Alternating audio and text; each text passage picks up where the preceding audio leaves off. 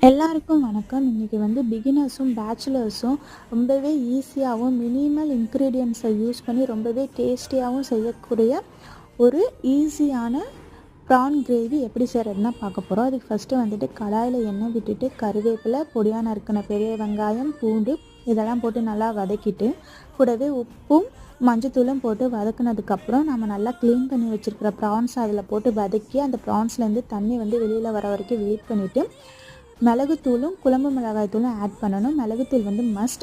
இதுக்கு வந்து இஞ்சி பூண்டு பேஸ்ட் வந்து தேவையில்லை.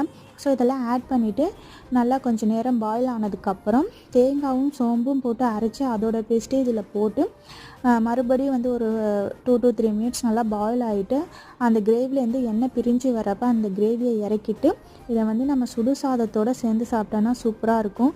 அப்படி இல்லைனாலும் தனியாகவும் சாப்பிட்லாம். ட்ரை பண்ணி பாருங்கள். தேங்க்யூ ஃபார் வாட்சிங்.